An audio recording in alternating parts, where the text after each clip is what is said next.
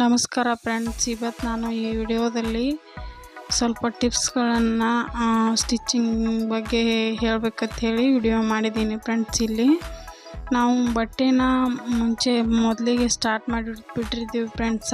ಇವಾಗ ನಮ್ಮ ಬಾಜು ಮನೆಯಲ್ಲೇ ಸ್ಟಿಚಿಂಗ್ ಮಾಡ್ತಿರ್ತಾರೆ. ನಮಗೂ ಆ ಥರ ಕಸ್ಟಮರ್ ಜಾಸ್ತಿ ಬರಬೇಕು ಅಂತಂದರೆ ಯಾವ್ಯಾವ ಥರ ಎಲ್ಲ ಟಿಪ್ಸ್ಗಳನ್ನ ನಾವು ಫಾಲೋ ಮಾಡಬೇಕು, ಕಸ್ಟಮರ್ ಯಾವ ಥರ ಜಾಸ್ತಿ ಮಾಡ್ಕೋಬೇಕು ಅನ್ನೋದನ್ನು ಈ ವಿಡಿಯೋದಲ್ಲಿ ನಾನು ಶೇರ್ ಮಾಡ್ಕೊಂಡಿದ್ದೀನಿ. ನೋಡಿ ಫ್ರೆಂಡ್ಸ್, ನಾನು 10 ವರ್ಷದಿಂದ ಸ್ಟಿಚಿಂಗ್ನ ಮಾಡ್ತಿದ್ದೀನಿ. ಹಾಗಾಗಿ ನನಗೆ ಗೊತ್ತಿರೋಷ್ಟು ನಿಮ್ಮ ಜೊತೆಗೆ ಇಲ್ಲಿ ಈ ವಿಡಿಯೋದಲ್ಲಿ ಶೇರ್ ಮಾಡ್ಕೊಂಡಿದ್ದೀನಿ ಫ್ರೆಂಡ್ಸ್. ಈ ವಿಡಿಯೋ ಏನಾರ ಇಷ್ಟ ಆದರೆ ಒಂದು ಲೈಕ್ ಮಾಡಿ, ಹಾಗೆ ಶೇರ್ ಮಾಡಿ, ಹಾಗೆ ಕಮೆಂಟಲ್ಲಿ ನಿಮ್ಗೆ ಯಾವ ಥರ ಅನಿಸ್ತದೆ ಹೇಳಿ ನನಗೆ ತಿಳಿಸಿ ಫ್ರೆಂಡ್ಸ್. ಹಾಗೆ ನಮ್ಮ ಚಾನಲ್ನ ಸಬ್ಸ್ಕ್ರೈಬ್ ಮಾಡೋದಂತೂ ಮರೆಯಬೇಡ್ರಿ ಫ್ರೆಂಡ್ಸ್.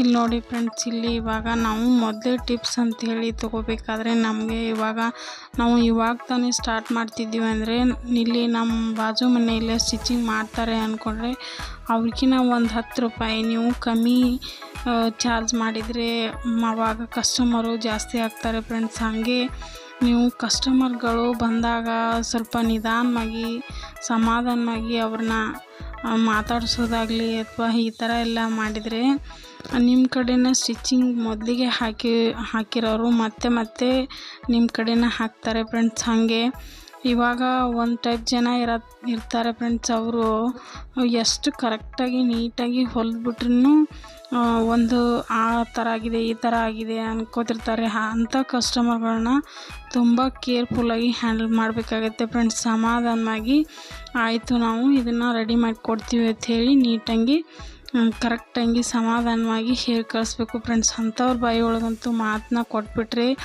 ಅವರು ಎಲ್ಲ ಕಡೆಯೂ ಹೇಳ್ಕೊಂಡು ಬಂದುಬಿಡ್ತಿರ್ತಾರೆ ಫ್ರೆಂಡ್ಸ್. ಹಾಗಾಗಿ ಅಂಥ ಚಾನ್ಸನ್ನು ಕೊಡೋಕ್ಕೆ ಹೋಗಬೇಡ್ರಿ. ಹಾಗಾಗಿ ನೀವು ಸಮಾಧಾನವಾಗಿ ಕಸ್ಟಮರ್ಗಳನ್ನ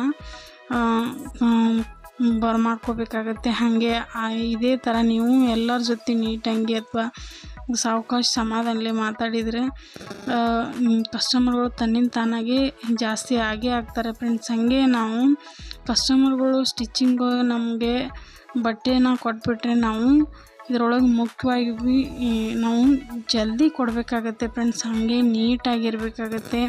ಮತ್ತು ಮೊದಲಿಗೆ ನಾವು ಇವಾಗ ತಾನೇ ಸ್ಟಿಚಿಂಗ್ ಮಾಡ್ತಿದ್ದೀವಿ ಅಂದರೆ ನೀಟಾಗಿ ಐರನ್ ಅದು ಎಲ್ಲ ಮಾಡಿಬಿಟ್ಟು ನೀಟಾಗಿ ಕೊಡಬೇಕಾಗತ್ತೆ ಫ್ರೆಂಡ್ಸ್. ಫಿನಿಶಿಂಗು ನೀಟಾಗಿರಬೇಕಾಗತ್ತೆ. ನೀವು ಸ್ವಲ್ಪ ಲೇಟ್ ಮಾಡಿ ಸ್ಟಿಚಿಂಗ್ ಮಾಡಿದರೂ ಸರಿ, ಆದರೆ ಫಿನಿಶಿಂಗ್ ಅನ್ನೋದು ತುಂಬ ನೀಟಾಗಿರಬೇಕಾಗತ್ತೆ ಫ್ರೆಂಡ್ಸ್. ಹಾಗಾಗಿ ಹೇಳ್ತಿದ್ದೀನಿ, ಇವು ಕೆಲವೊಂದು ಟಿಪ್ಸ್ಗಳನ್ನು ಈ ಥರ ಎಲ್ಲ ಫಾಲೋ ಮಾಡ್ಕೊಂಡ್ಬಿಟ್ರೆ ಕಸ್ಟಮರ್ಗಳು ತನ್ನಿಂದ ತಾನೇ ಹೆಚ್ಚಿಗೆ ಆಗ್ತಾರೆ ಫ್ರೆಂಡ್ಸ್. ಹಾಗಾಗಿ ನೀವು ಈ ಥರ ಪೈಪಿಂಗ್ ಅನ್ನೋದಾಗಲಿ, ಫಿನಿಶಿಂಗ್ ಅನ್ನೋದಾಗಲಿ, ಸೈಡ್ ಫಿಟ್ಟಿಂಗ್ ಆಗಲಿ ನೀಟಾಗಿ ಮಾಡ್ಕೋಬೇಕಾಗತ್ತೆ ಫ್ರೆಂಡ್ಸ್. ಇಲ್ಲಿ ಆವಾಗ ಕಸ್ಟಮರ್ಗಳು ನಿಮ್ಮ ಕಡೆ ಒಂದು ಸತಿ ಹೊಲಿಸ್ಕೊಂಡ್ಬಿಟ್ರೆ ಬೇರೆ ಕಡೆ ಹೋಗೋಕೆ ಅವ್ರಿಗೆ ಮನಸ್ಸೇ ಆಗಲ್ಲ ಫ್ರೆಂಡ್ಸ್. ಆ ಥರ ನೀಟಾಗಿ ನೀವು ಹೊಲಿದು ಕೊಡಬೇಕಾಗತ್ತೆ.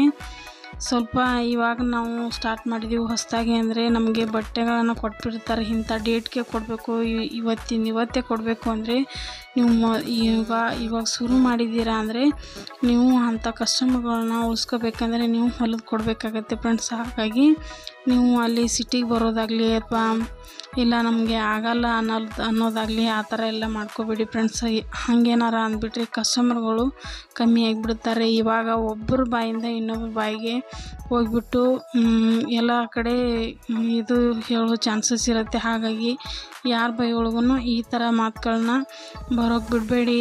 ಮತ್ತು ಸ್ವಲ್ಪ ವಯಸ್ಸಾದವರು ಈ ಥರ ಎಲ್ಲ ಕಸ್ಟಮರ್ಗಳು ಬಂದರೆ ಅವರು ತುಂಬಾ ಒಂಥರ ಹೀಗಿರಬೇಕು, ಹಾಗಿರಬೇಕು, ಹೀಗೆ ಸ್ಟಿಚಿಂಗ್ ಬರಬೇಕು, ಈ ಥರನೇ ಇರಬೇಕು ಅಂತ ತುಂಬ ಕಂಡೀಷನ್ಗಳಿರುತ್ತೆ ಫ್ರೆಂಡ್ಸ್. ನೀವು ಅದೇ ಥರ ಸ್ಟಿಚ್ಚನ್ನ ಮಾಡಿಕೊಟ್ಬಿಟ್ರೆ ಆವಾಗ ಅವರು ನಿಮ್ಮನ್ನು ಬಿಟ್ಟು ಬೇರೆ ಕಡೆ ಎಲ್ಲಿ ಹೋಗೋ ಚಾನ್ಸೇ ಇರಲ್ಲ ಫ್ರೆಂಡ್ಸ್.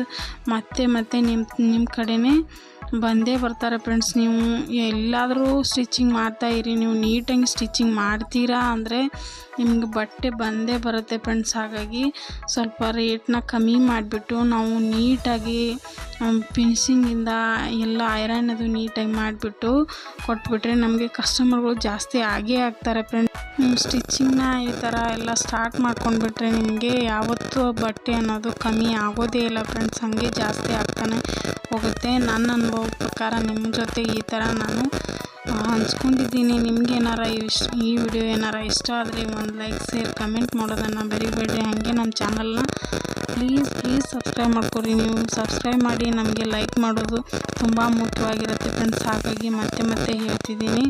ಹಾಗೆ ಮುಂದಿನ ವಿಡಿಯೋದಲ್ಲಿ ಮತ್ತೆ ಸಿಗೋಣ ಫ್ರೆಂಡ್ಸ್. ಅಲ್ಲಿವರೆಗೆ ಧನ್ಯವಾದ.